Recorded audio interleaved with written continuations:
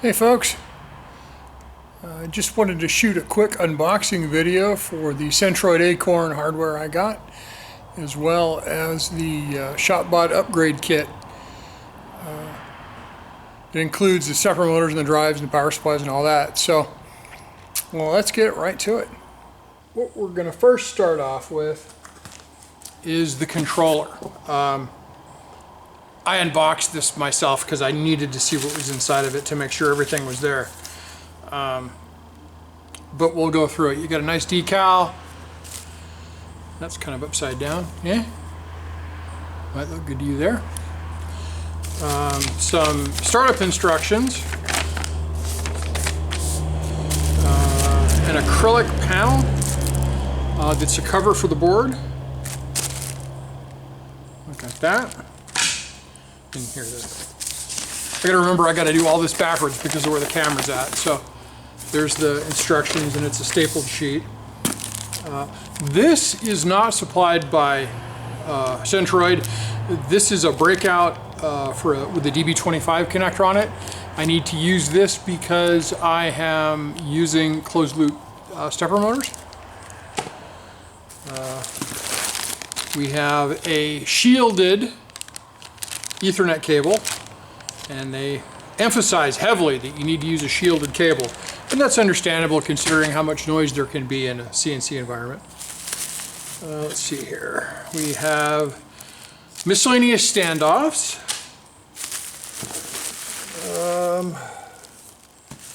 There is a power supply.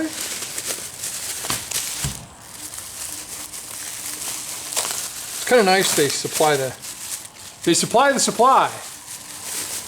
Let's see what we got here. That is a Meanwell power supply, and got to look at it. It is a 5 volt. It's a 2-rail. It supplies 5 volts at 2.2 amps, and it will supply 24 volts at 1 amp. And it looks like the 5 volt supply is not being used. The next is what looks like to be the acorn itself. I'll just slide that over there. Now I have to outsmart the packaging in order to get into it. Oh, this is not looking good. Packing may win. Oh, there we go. Found it. Okay, let's see what we got in here. We have a relay board. So this board appears to allow you to control relay-like things like air compressors and ATCs and things like that. And there's what, 8 of those on there? Yeah. And they come with their own compression terminal connectors that just come off like so. Remember kids, don't use these without bootlace ferrules, because otherwise you're leading yourself down a road of pain and unhappiness. I'll put that over there. And this is the acorn board itself, with a love note that says, this unit has passed rigorous Centroid USA testing and is ready to run. QC sticker identifies the technician who performed the testing and the date the quality control was performed. That's kind of nice, or nice. Oh, there you go, you can see that. Let's see, where's the QC sticker? Ah, there it is. 22 March 24. And there is the QC sticker. That's kind of cool. And for those of you that have been living in a box and have never seen one of these things before, there we go. This is a Centroid acorn controller. It's got a beagle bone on top of it, which is made by Seed Studio, which is a third-party manufacturer of the beagle board. I'm kind of annoyed that they filled the USB socket with hot glue, but if I really need into it, I'll just replace the connector. But I don't anticipate ever needing to get into it. Okay, so I promised myself I'd stop with the okay stuff, okay so stuff, and I blew it. So yeah, actually let's go ahead and we'll just put all this back in the anti-static anti-static bag. Fold that up and put it back in the box. With that, packing stuff to throw away. Put that back in there, and that, and the fancy decal, and those bits, and the paper. I wanted to show you some of the other stuff I got. These are my proximity switches that look like they have been hermetically sealed for my safety, apparently. There we go. Yeah, these are what I'm going to be using for my end stops. It's the same, literal same part number that I used on my Print NC build, and they work really well. You get them within about 3 millimeters of their target, and they trigger, which is good enough for my needs. Those back in the packaging, maybe. Now, one of the things that I'm going to be using is a contactor. This is a Siemens contactor. Turn it around so you can actually read the part number on it. Yunk. Okay. And the relevant information.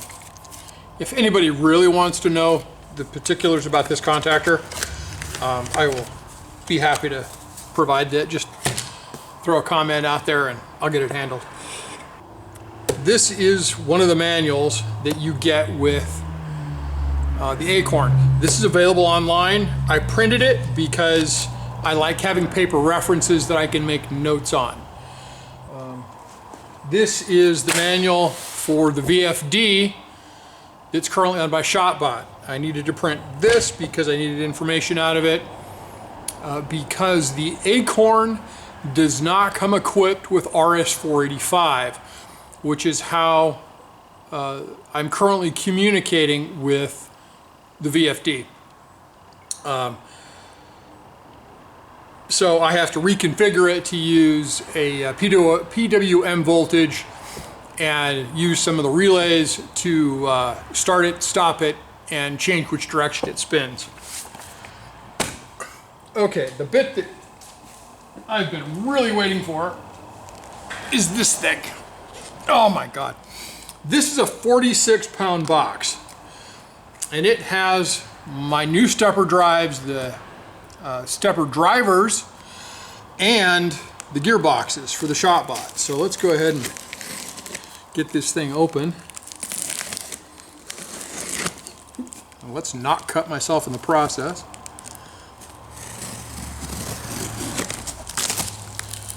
Okay. Move the docks around. Okay. This over here too. Padding, lots of good padding. We have packaging with, it looks like motor bolts, it says. We've got some power supplies.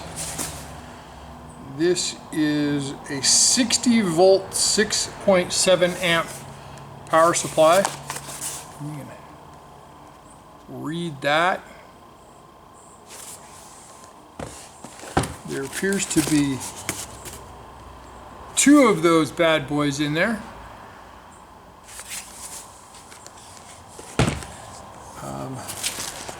Lots more packing material. It's packed very well. It's kind of nice. Let's see what we got here. This is a lead shine stepper / servo drive.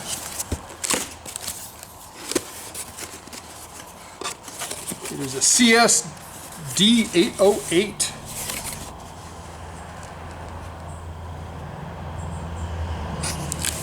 It's kind of nice.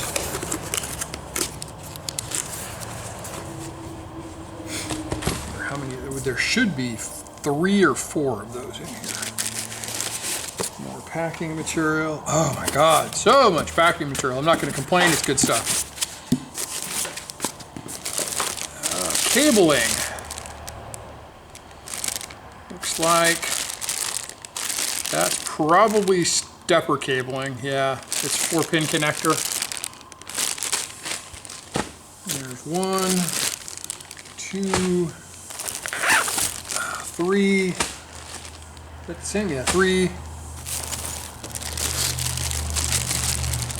So 4 of those. 5 of those. This is, I think, yeah, this is a 15-pin cable. Well, it's got a high-density DE15 connector on it. Or a DH15? I don't know. I only see one end on it, though, so... Oh, there it is. Okay, yeah. Whoops. Those are just crying... Oh, they've been tinned. Ew! No tinning. It's gonna go into a compression terminal. Do not solder them.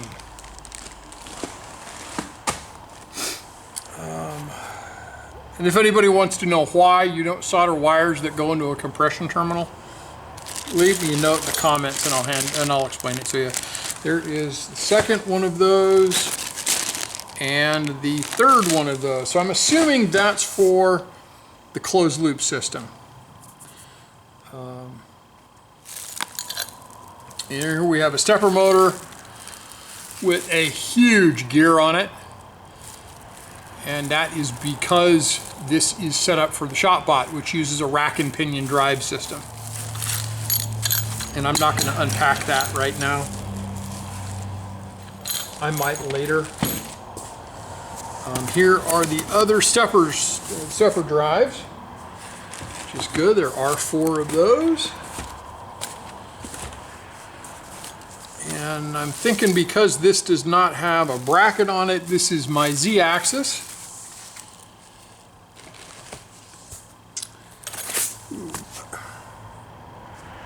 Oh no, those are the gearboxes. I will be unpacking one of those to show you. So we've got 3 gearboxes total.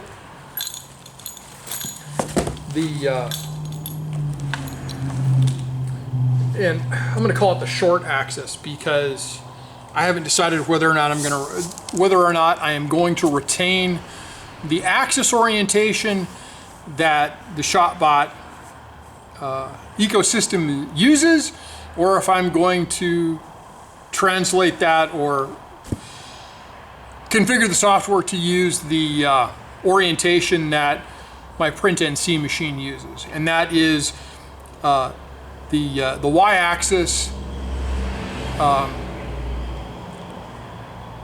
right now is the 4-foot axis on the machine, and the x-axis is the 8-foot axis.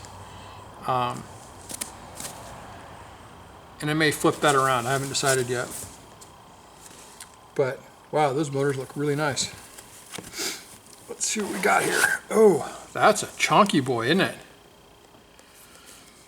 This is, well, it's a lead shine CSM. Oh, I got to get up my magnifier.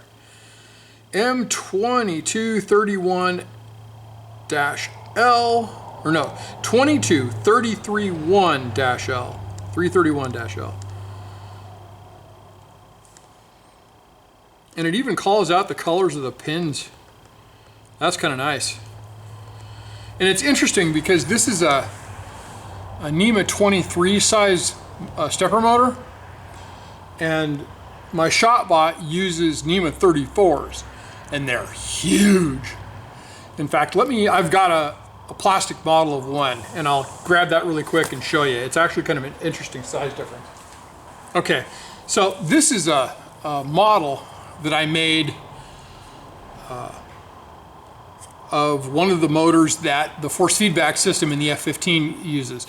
And this is just a standard NEMA 34 stepper motor, or NEMA 43? Maybe 43. Anyway, it's big.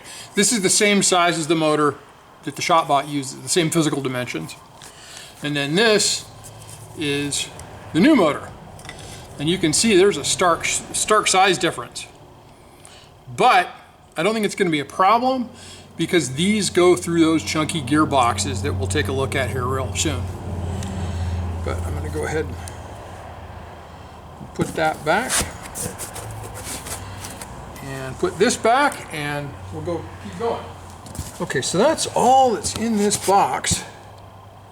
So I'm going to start putting stuff back into it, and we'll take a look at one of those gearboxes, because those look really neat. Okay, here we have the gearbox.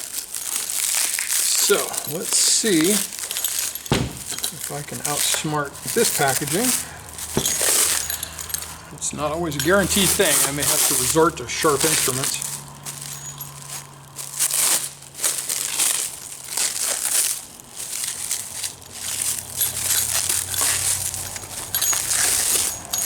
I may cut this just so you guys don't have to watch me struggle through this stupidity. Oh my. Okay.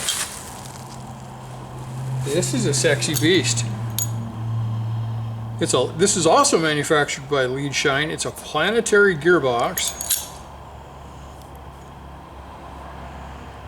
Ooh.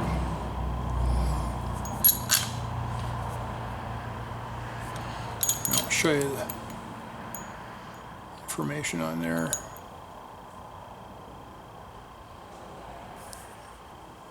That's very nice.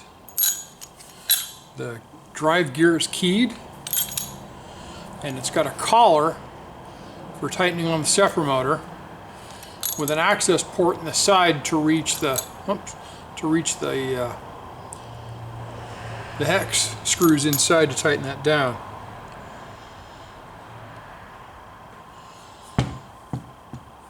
Let's take a peek at one of those motors again. I didn't see that one had a shaft that was large enough. Ooh, Maybe I've got different motors here. Dig further into the box. Let's see what we got. Nope. We got these two, the same size.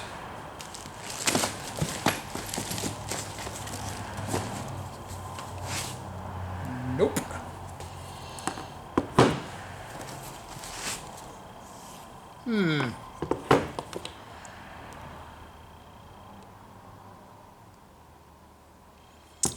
That's kind of concerning because, I mean, sure, it'll fit together like that, but this shaft is, you know, I'm going to grab my caliper and we'll find out.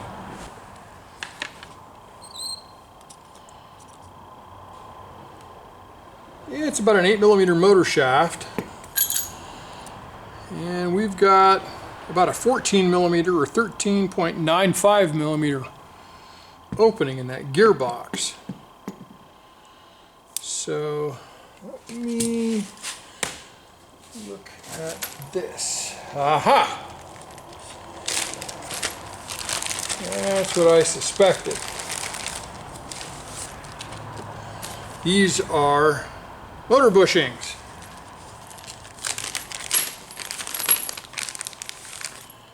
And these have a nice little slot on them. And those fit over there.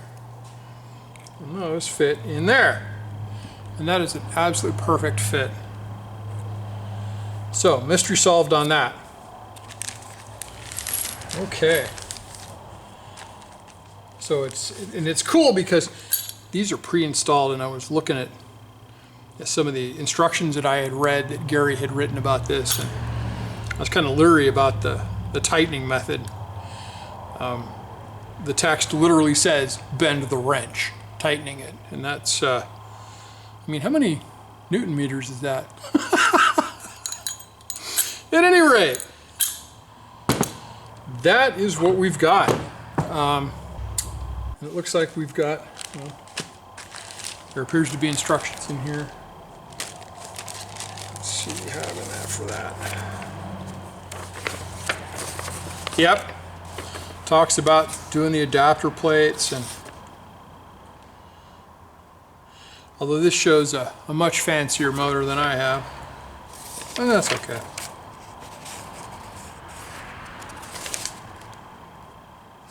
Yeah, this is the PRT swing plate adapter.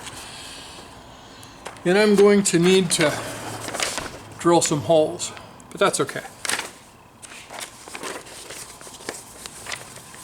So my next task after this is to go through getting all of this table wired to the acorn controller, and make sure that before I even start putting parts into a box, that all of this stuff works as a system. And then comes the big task of installing all of these awesome new parts on the ShopBot while carefully removing everything that it currently has installed. And I say carefully because I would like to be able to, at some point, be able to sell the older controller to someone that has an older ShopBot that may need it. So with that, I shall bid you adieu, and I'll see you in the next video.